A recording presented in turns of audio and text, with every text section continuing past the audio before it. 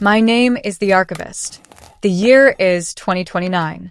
We build archives to preserve the past. We fill them with records, data, and stories, believing that what is lost remains lost. But some files suggest that space does not forget, that a voice, silenced decades ago, can find a way to echo back through time, carrying a message that was never meant to be heard. Today, we deconstruct the anatomy of such an echo. Welcome back to the archive. This is file number 1401, the Lazarus Signal. The story begins in the dead of night at the Arecibo Deep Space Listening Post. For 40 years, it has been a place of profound silence, a giant ear listening for whispers from the cosmos. But on a Tuesday in March, a sound returned that should have been impossible. A signal, faint but unmistakable, was received. It was the call sign of the Lazarus One. The Lazarus Project was a beautiful, desperate mission from a bygone era. In the 1980s, humanity sent a single, advanced probe on a one-way trip to the heliopause, the very edge of our solar system's influence. On board was one astronaut, Dr. Eva Rostova, a pioneer who had volunteered to be humanity's first true interstellar messenger, a message in a bottle thrown into an infinite ocean. 20 years into its journey, right on schedule, the probe's power core was projected to die. And it did. The Lazarus One went silent, exactly as planned, 40 years ago. Until last week. The signal was a paradox. The probe was dead, its systems inert for decades. Yet it was broadcasting. The scientific community was in a state of controlled panic. This single event threatened to upend our understanding of physics. This is where our file truly begins, with the recruitment of Dr. Aris Thorne. Aris was once a star in the world of astrophysics. But her radical theories on quantum entanglement and non-local information transfer had made her a pariah. She claimed that information wasn't bound by the speed of light, that it could be folded across space-time. The academic world called her a brilliant mind lost to science fiction. She was now teaching at a small community college, her genius exiled. A black government car pulled up outside her modest home. A man in a dark suit, Mr. Blackwood, made her an offer she couldn't refuse. He showed her the Lazarus Signal. Dr. Thorne, he said, the science fiction you wrote 30 years ago may be the only thing that explains this. We need you to deconstruct this message. Aris was taken to a secure facility, a black site where the world's most brilliant impossibilities were studied. The data packet from Lazarus One was a mess. A chaotic jumble of corrupted code, nonsensical star charts, and, at its heart, a single, repeating, and perfectly clear audio signature, the EKG of a healthy human heartbeat. For weeks, Aris and her team worked. The star charts made no sense. They pointed to an empty sector of space thousands of light-years away from the probe's last known location. The code was too corrupted to form a coherent message. The only clear clue was the heartbeat. Whose was it? The initial theory was that it was Dr. Rostova's, a sign of life. But the mission's medical files showed her EKG pattern was different. Aris kept coming back to her old, ridiculed theory. "You're all looking at it wrong," she told the team of baffled scientists. "You're assuming the signal is coming from the probe. What if the probe is just the receiver?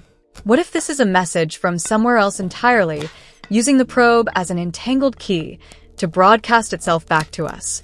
She pushed the team to analyze the signal's origin point, the empty sector of space from the star charts. They aimed a powerful satellite array at the coordinates. Nothing. Empty space. It was another dead end. Self-correction, Varga is not in the story. The team was about to give up. Aris, frustrated, went back to the only two clear pieces of data she had, the heartbeat and the mission roster. Dr. Eva Rostova was the pilot. But there was another key figure in the Lazarus Project. The mission director on Earth, the man who designed the probe and spoke with Eva every day until she went silent. His name was Dr. Alistair Finch. Aris pulled up the old case files on Finch. He was a tragic figure, a musical composer turned physicist. He had died years ago from a supposed natural heart condition in his soundproof studio. It was file number 921. A case involving a silent sonata. Aris pulled Finch's last recorded medical data. She isolated his EKG from the moments before his death. She laid it over the EKG from the Lazarus signal. They were a perfect match. The room went cold. The heartbeat in the message from the edge of the solar system was not Eva Rostova's. It was Alastair Finch's, a man who had died on Earth years ago. Aris now understood the terrifying, brilliant, and heartbreaking truth. Alastair Finch and Eva Rostova were more than colleagues. Their files were filled with personal communications, a hidden love story. They were pioneers in bioacoustics. The silent sonata that killed Finch wasn't a murder weapon used by a rival. It was a device of his own creation. His death wasn't a random tragedy. It was a deliberate act. He had used his own death to create a powerful, focused bioacoustic ping. A psychic shout across the cosmos, aimed at the one thing in the universe he knew was quantumly entangled with his own work, the Lazarus probe.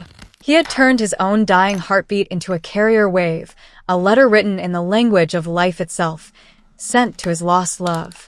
The signal we received now was the echo of that desperate, final message, finally arriving back home after its impossible journey. But what was the message? The heartbeat itself was the key. Aris realized it wasn't just a simple rhythm. It was a fractal pattern. Hidden inside the complex, repeating sequence of his heart's electrical pulses was the real data packet. She designed an algorithm to decode it, to read the story hidden in the anatomy of a man's last moments. What she found was Eva Rostova's final report. The report, transmitted across time and space inside her lover's dying heart, was chilling. Eva had reached the heliopause. She didn't die. The probe didn't fail. It was silenced. She described encountering something. A silent, vast, non-physical intelligence that had been observing our solar system for eons. A listener in the dark. It had detected the probe, examined it with a cold curiosity, and then, simply, turned it off. Alastair Finch, receiving her final, terrified data stream before she was cut off, understood the implications. Humanity was not alone, and our first contact was with something ancient and unknowable. He couldn't go public. He couldn't send a conventional message that the listener might intercept. So he devised a final, desperate plan. He used his own death as a message in a bottle, a warning hidden in a heartbeat, sent along a channel only he and Eva understood, hoping that one day, humanity would be advanced enough to receive and decode it. His message was simple. They're listening. They're waiting. Do not reply. Do not broadcast. Stay silent. The archivist's voice returns for the conclusion. The Lazarus Signal Project was immediately classified at the highest level. The official report logged the event as a solar flare anomaly. Dr. Aris Thorne's findings were buried in a file so deep that it, too, ceased to exist. This file reminds us that a message can take many forms. A life's work can become a question. A death can become an answer. And a single heartbeat, echoing across 40 years of silence, can become the most important and terrifying story ever told. The anatomy of this mystery was not about finding a lost probe, but about understanding a warning from a ghost, pleading with us, not to knock on a door we are not prepared to see opened. And so, file number 1401 is now sealed, its contents officially classified as a solar anomaly. It leaves us staring into the abyss, with a chilling question. Are we truly alone in this universe, or are we simply unheard? The message from the void was a warning to stay silent. But silence, as we know in this archive, can hide as many truths as it protects. What other warnings have we missed? What other ghosts are trying to speak to us through the static of time? The cases in this collection are more than just stories. They are anatomies of the impossible, dissections of secrets that were never meant to be found. Our purpose here is to continue that deconstruction, to keep searching for the flaw in every perfect lie. And for that, we invite your contribution. The archive is vast, but your curiosity helps guide our search. What kind of mystery do you believe needs to be analyzed next? A historical conspiracy? A paranormal event? A psychological paradox? Share your ideas for our next case file in the comments below. If this journey to the edge of our solar system resonated with you, and you believe these stories must continue to be told, show your support for our work with a like. It signals to the archive that these files have found a worthy audience. And most importantly, to ensure you are granted access when we unseal the next file, you must subscribe to the Marrow files and activate the notification bell. Do not miss the next transmission. A final, important note from the archive. The story you have just heard, including all characters, events, and scientific theories, is a complete work of fiction. The accompanying visuals are thematically paired with our narrative to create a unique, meditative experience. This channel is an exploration of imagination, and we thank you for joining us in that exploration. The archive is now closed.